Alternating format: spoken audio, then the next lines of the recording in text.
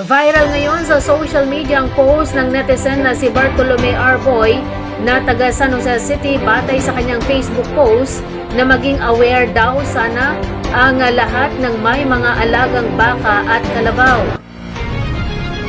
Pinayuhan nito ang mga may mga alagang hayop na isinop ang kanilang mga alaga dahil laganap na naman ang mga kawatan na nagkakatay o nagpaparte ng mga baka at kalabaw sa bukid.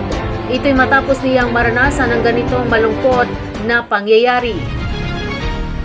Ayon kay Bartolome, 2 araw daw niyang hindi naasikaso ang kanyang alaga gawa ng paggunita sa undas at nung puntahan niya para ilipat sana ng lugar na pagsusugahan ay nagulat siya sa kanyang naabutan na ulo na lang at ilang parte ng katawan ng baka ang natira. Pinaniniwala ang matagal na itong nakatay dahil may amoy na at may insekto nang namamahay sa iniwang parte ng hayop.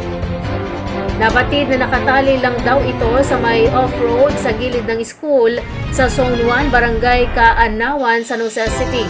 Hinala niya sinamantala ng mga kawatan ng 2 araw na okasyon at nakatay ito ng madaling araw. 4 na munisipalidad sa lalawigan ng Nueva Ecija ang hinirang na Outstanding National Awardees sa Gitnang Luzon para sa 2024 Anti-Drug Abuse Council Performance Audit. Batay sa post ng DILG Central Luzon sa kanilang official Facebook page nitong November 7, 2024, nakamit ng bayan ng Bungabon na kilalang Onion Capital ng Pilipinas. Sumunod ang bayan ng Llanera, Piñaranda at bayan ng San Leonardo ang pagiging national awardees.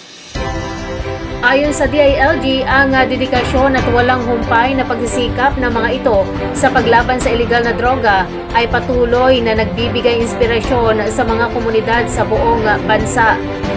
Nagpapasalamat ang ahensya sa pagtatakda ng mataas na pamantayan at pagpapahusay na sa pagkakaisa at determinasyon na makabuo ng isang mas ligtas, walang droga na Pilipinas.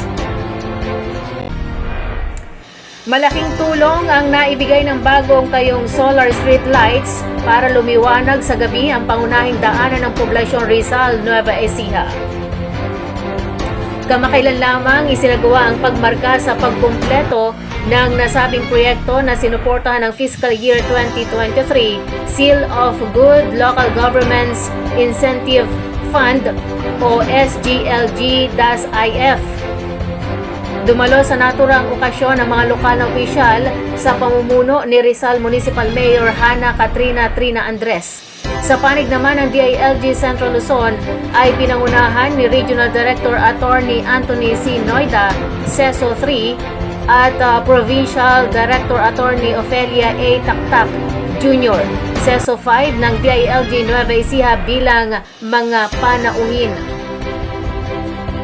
Ang bagong install na 30 units street lights ay nagbibigay ngayon ng liwanag sa may 3,826 na residente at manlalakbay na dumaraan sa lugar na may layuning maiwasan ang anumang uri ng aksidente sa gabi at mapangalagaan ng kaligtasan ng publiko kasabay ang pagbawas sa pagkonsumo ng enerhiya.